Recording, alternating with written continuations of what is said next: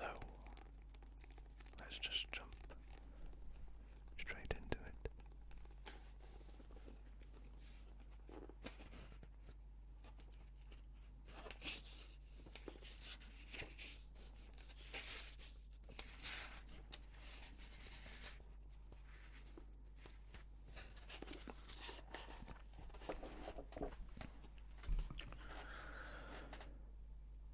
Jessica clutched the wound in her belly and curled up in a soft bed of soil.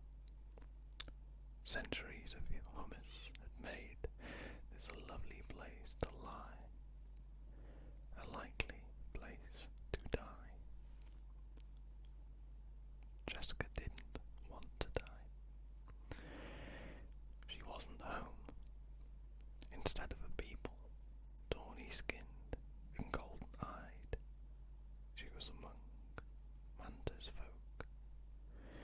Instead of her brother, Kamal, who had carried her across the continent to be healed, she was tended by an ape-faced horseman. "It's all right. It's all right," said and soothed. "This is a place of ancient power. It will heal you, if in any place can." Already, the mantis folk had told her she would not live. "The infection has gotten under your skin, that's all. It's just skin deep." Jessica shook her head in denial and pain, and ferns clutched her, thrashing her.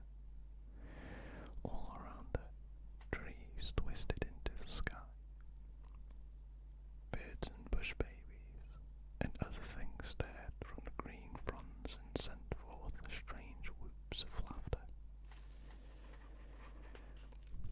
Kamal said she would be healed here. He hadn't said she would die. She would die. Jessica let go of the unhealing wound and gripped the arms of the centaur. Her fingers stained his flesh red and black.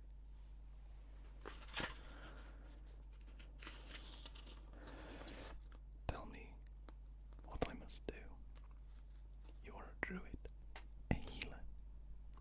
How can I live?" Seddon glanced up, seeking the support of the mantis folk. They were gone. They had withdrawn. He looked longingly at the forest, as if he had wished to join them. "I should bring back your brother." "No. Don't abandon me. It's bad enough to die among strangers, but to die alone. It's going to be all right. For you. Oh, what I would trade to be in your skin instead of mine.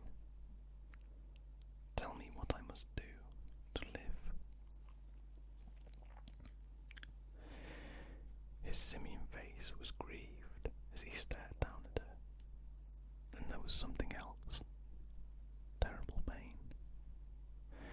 Seddon shuddered and reached up over his shoulder. He gasped a breath, and blood poured from his mouth. Eyes fixed in horror, he toppled forward onto her. Jessica shoved at him. "Seddon, what's happening? What are you doing?" A new voice came, a woman's voice. "He saved your life. If you have the will to claim it. Do you, Jessica? Will you embrace a nightmare to live?" Jessica stared over Seddon's still shoulder, but could not see who spoke. Her own strength failing, she only said, "What must I do?" Chapter 1.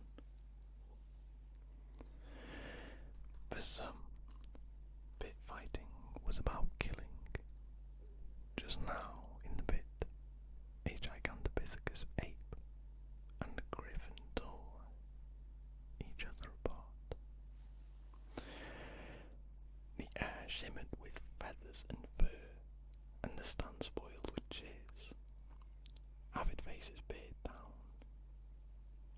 in concentric rings from the height of the arena. The crowds loved killing. Ixoder shook his head, averting his eyes from the arena gate. He did not wish to see the fights as they were. He wished to see the fights as they should be. His hands flashed through a series of paper discs. Each showed a contingent of noble warriors arrayed for battle, striking blows, deflecting attacks, advancing, falling, fighting, prevailing. In pen and ink, Ixoder had rendered the scenes with such clarity they sank away from the page as if to imprint themselves on reality.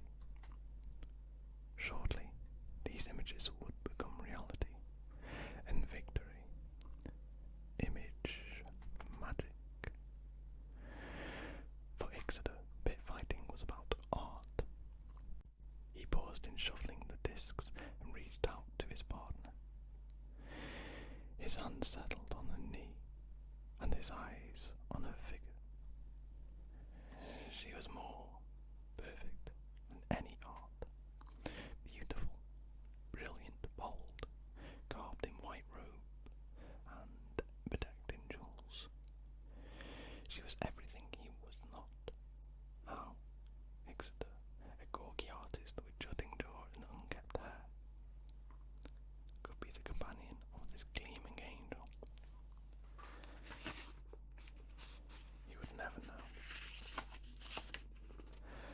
Perhaps she needed him.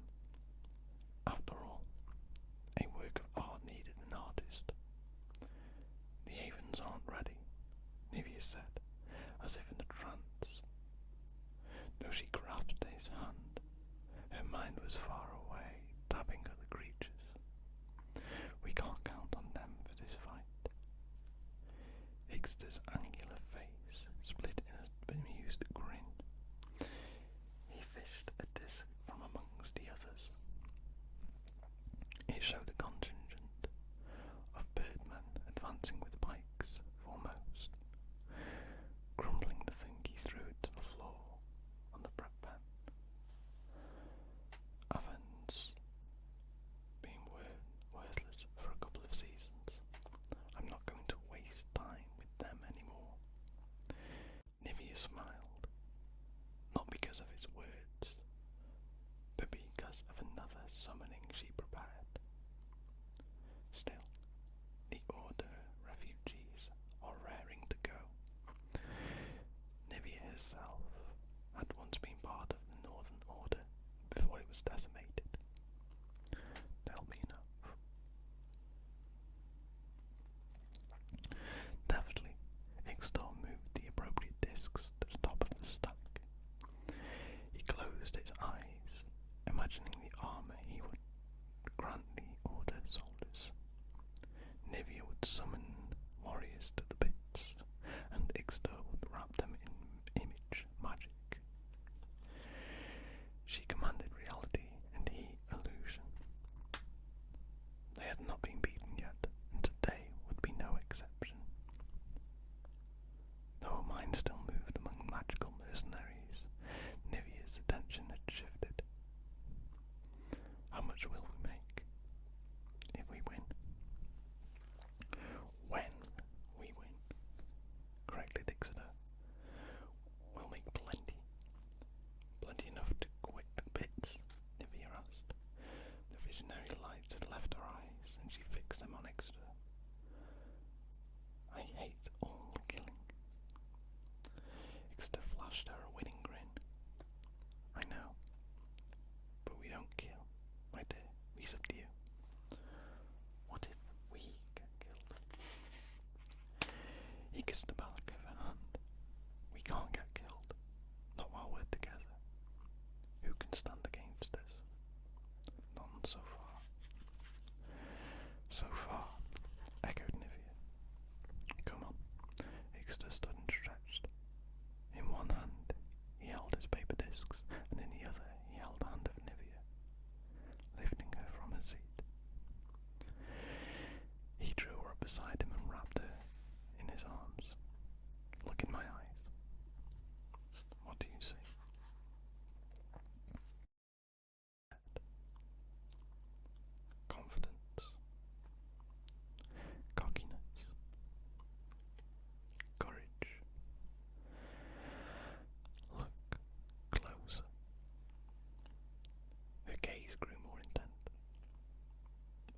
myself.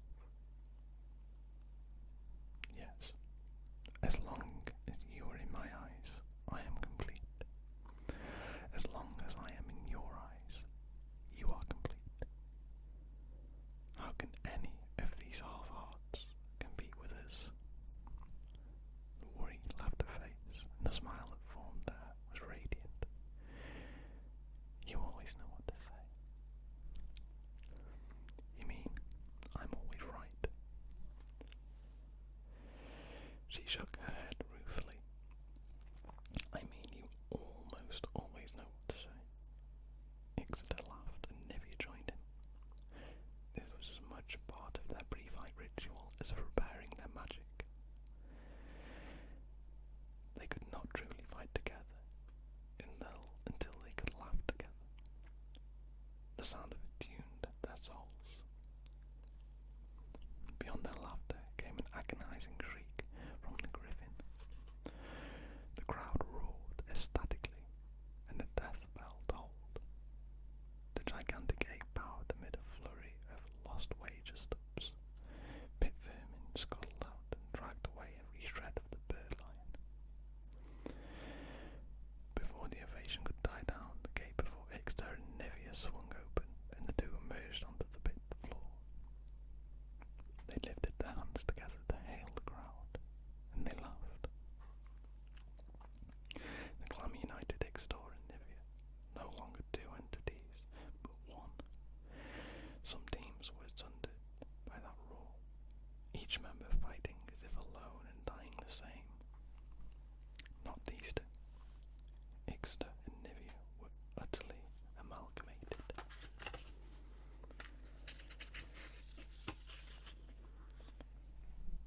They were crowd pleasers, despite the fact that they rarely killed.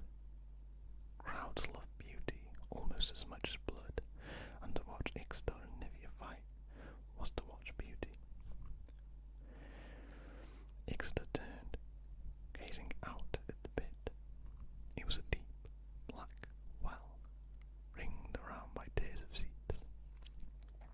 Spectators bunched out like violent flowers, faces lit with anticipation, human and inhuman, elven, aven, centaur, barbarian, simian, and unnatural combinations thereof, all shone with the same bloodthirsty light.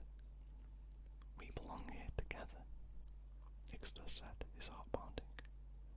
We belong together, Nivea replied. She pivoted and bowed before the roaring crowd. The cheers fell suddenly away, as if choked by a killing cloud. Ixter felt a dark presence at their backs. Still clinging to Nivea, he turned. Together, they saw. From a dark pen, their adversaries emerged. The first was a tall, lean man. Pallid skin stretched across his knobbly skull. Blood-red eyes smouldering in sunken pits.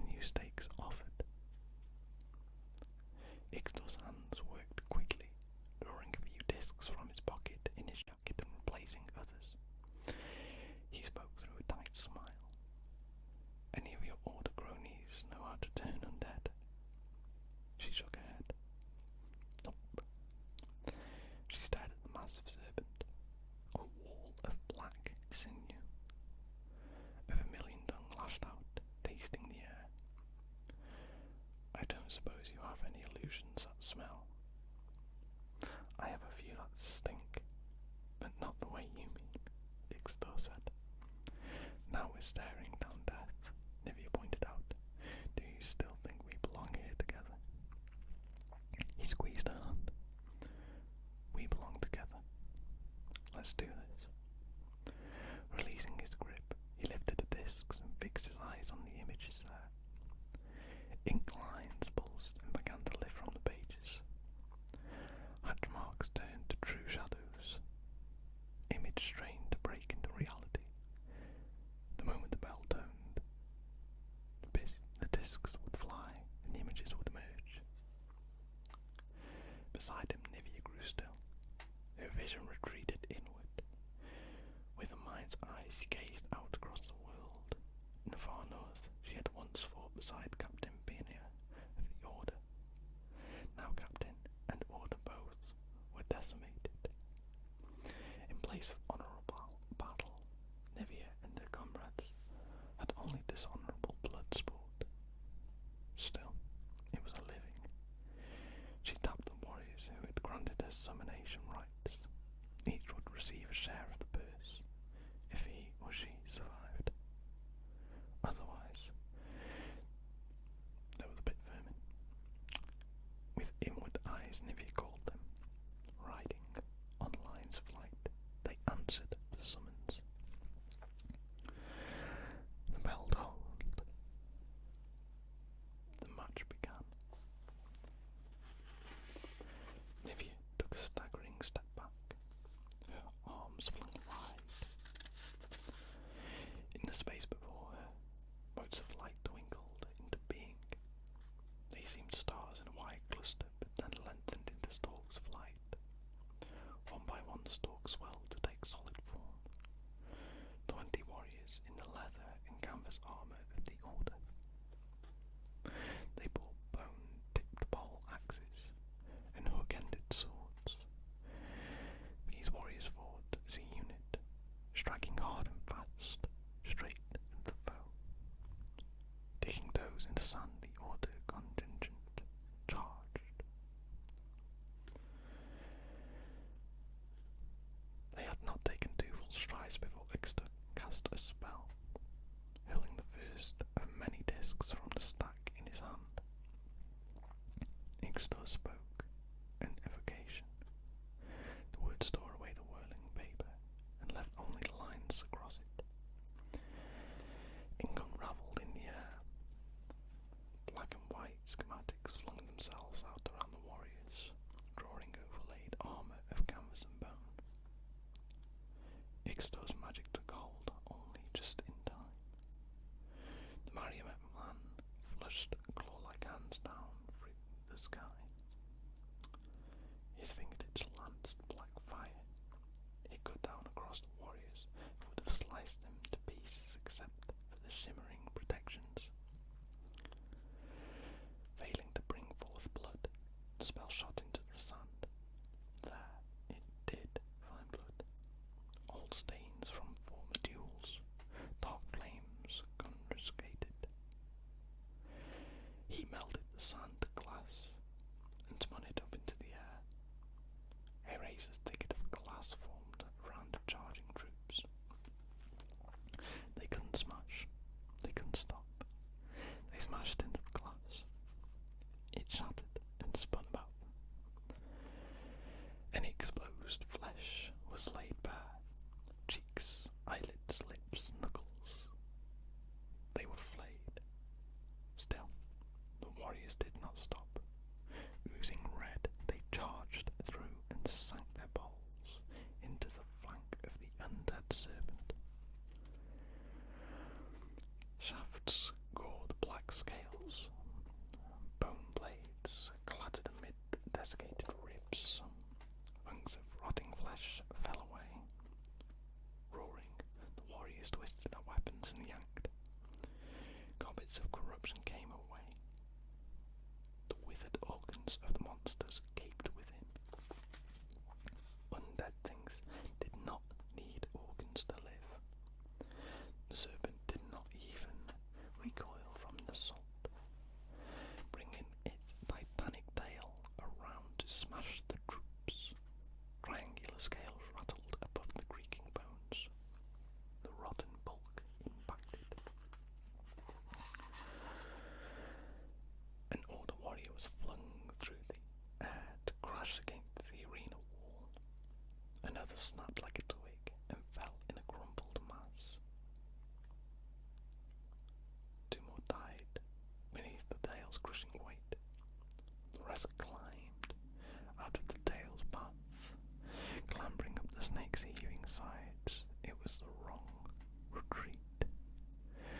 snake's head darted down, its mouth displaying grey fangs. One pierced a warrior from crown to gut. Another caught the armour of two men and dragged them into the jaws. A comrade who tried to save them was hurled away by the thrashing head. With a crunch of the creature's jaw, 4 warriors died. That's almost half, shouted Ixodor. He frantically flung a disc that bled blue lines in the air. A net of power wrapped the other warriors and grabbed them from harm's way. Any more troops?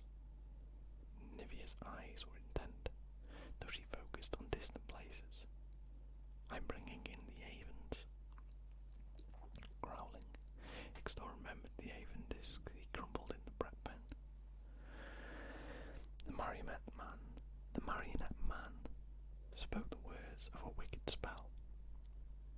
Ixodor snarled, I'll take the wizard. Reaching to the centre of the stack, he drew out a circle scribed with wild fortresses. His wrist flicked. The disc sliced through the air, halfway to the wizard. The paper flashed away. Inklines whirled into true cyclones. A bundle of spinning storms swarmed the marionette man. Winds picked at his limbs and flung them akimbo. The spells formed before him dissolved. He lost his footing. Kicking frantically, he spun away from the arena floor. A twist of Ixodor's arms and the wizard up the crack against the serpent's jaw.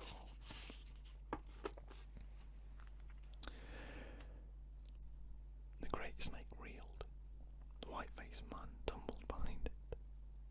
Here's your opening, Ixodor called. Nivea stood with arms wide. A contingent of Avens winked into being before her. The bird warriors were a mix of group. Some with human-like heads, others with the heads of eagles. Some land-bound on raptor legs and others already flapping into the air for battle. Whether with mouths or beaks, they emitted the same shrieking cry. The sound mounted up through the arena, and the crowd added to its roar. Since the destruction of the Northern Order, it was a rarity to see nomads and Avens fight side by side. The match, especially against so vile a foe, harked back the glory days of the Order. The sight energized the crowd. On sand and wing, Avon rushed the undead serpent. Talons clutched scales and tore them out. Beaks dived through ribs to pull out organs. Wings beat at the serpent's darting head to confuse it, and one Avon rammed its spike through the snake's eye. Amid bumping wings, Ixodor's discs swirled. With utter precision, he cracked upon the backs of the Avens. Magic ambled out of them. Blue power annealed the pinions into wings of steel. Rock-hard Avens pummeled the serpents with their bodies. They punched through flesh and bone and tore out the other side. In moments, the undead beast was riddled with holes. Its scales sailed down. Its ribs cracked loose and augured into the sand.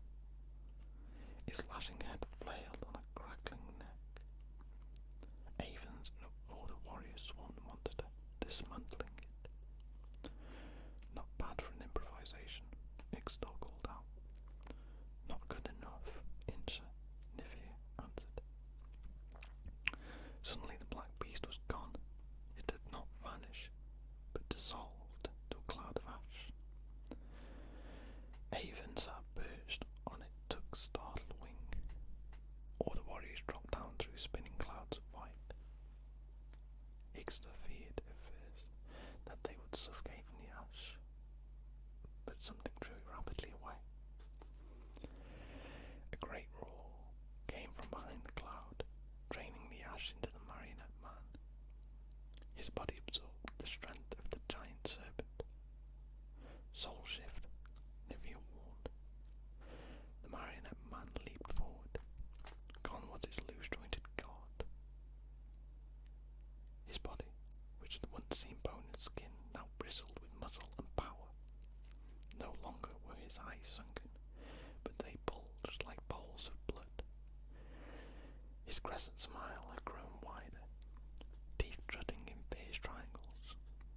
Powerful arms lashed out, and black lightning cracked from fingertips. Each bolt travelled with a will, seeking havens in the air and warriors on the ground, where the jags of power struck. Fighters fell. Their souls were ripped out of them. An Order warrior lay boneless, his hair burning. An Avon flashed to a skeleton, her flesh turned to drifting smoke. One by one they fell, until all the summoned soldiers were reduced to charred ash. Got any more? Ixtor called out. Nivea only shook her head, face white with dread. The black wizard cackled. He lifted his hand above his head. Ebon energy crawled into the air and formed a killing dome. Even the spectators high above leaned back, lest some stray bolt end their lives. In the sudden silence, the major's shout was clear to every ear. Bow then, or be destroyed. You are finished. Ixtor and Nivea traded grave stares. Every eye in the pit watched the undefeated pair. Thousands of wagers and millions of coins waited on their decision. There was only defeat or death. Which would they choose? Shaking his head angrily, Ixtor flung away his unused discs. They whirled out across the smouldering sand and landed inert. Beside him, Nivea sighed, and the glow of the summoning vanished from his eyes. A sound, half growl and half sigh, rolled down from the stands. May we approach the bow? Ixtor asked sullenly. Blood-red eyes fixed on him. The man's crescent smile grew somehow sharper. Of course. Over sand stained in blood and pocked with soot, the two fighters walked. Ixtor reached out to take his partner's hand. Nivea squeezed fondly. They spoke to each other in tones no one else could have heard. Why did it take you so long? Nivea hissed. Ixtor sniffed. It was like you said. The serpent could smell the deception. I had to wait until it was gone before I could cast the false death. What about the ones killed first? Nivea asked. None of them were killed. That was just a minor illusion and a bit of acting on their part. No, my dear, they're quite fine. Look. He nodded gently past the black mage toward the wall of the arena. Shadowy figures shifted across the good stone. Ixtor's remaining discs, lying in an arc behind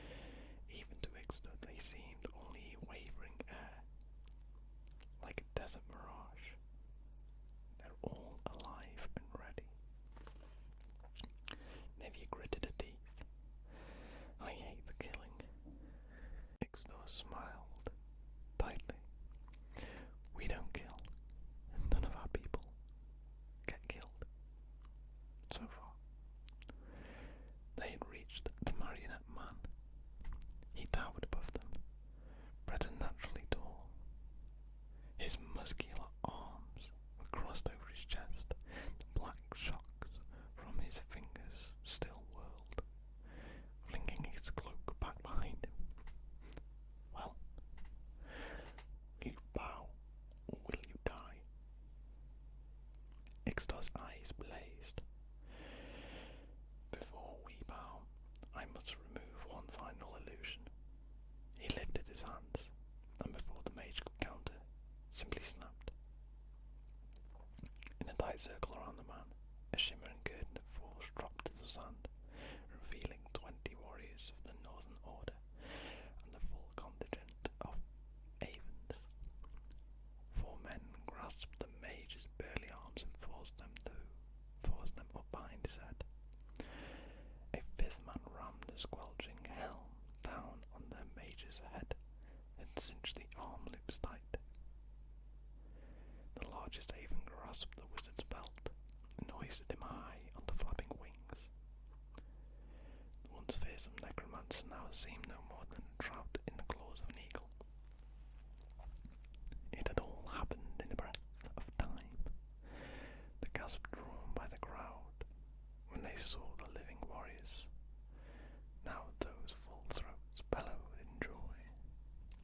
It was a strange sound. The crowd was unanimous for Ixtor and Nivea. Even those who had lost a fortune knew a great show when they saw one. Noble warriors and ignoble illusions. What better show could there be? Ixtor beamed, clutching Nivea's hand and lifting it high in triumph. Side by side, they bowed to their adoring fans. All the while, their foe wriggled impotently in the grasp of the birdman. One of the things that's great about not killing them, Ixtor said through his fierce smile, is it takes the judge a while to declare a victory, and we get all that time for bows. Nivea wore a side grin. You enjoy this too much. You do too. Only then did the death bell toll. A symbolic death for the necromancer, but real victory for Nivea and Ixtor. The crowd shouts grew to an ovation that rattled the rock walls of the pit. The best sound of all, though, was the roaring of coin. Gold and silver and electrum from the coffers of the cabal into Ixtor's own lockbox. Enough to quit the pit? Nivea asked hopefully. Looking around at the 2 continents, Ixtor said, not with all these mouths to feed. Next time we fight, it'll be enough. I'll make sure of it. Now, that was the first chapter.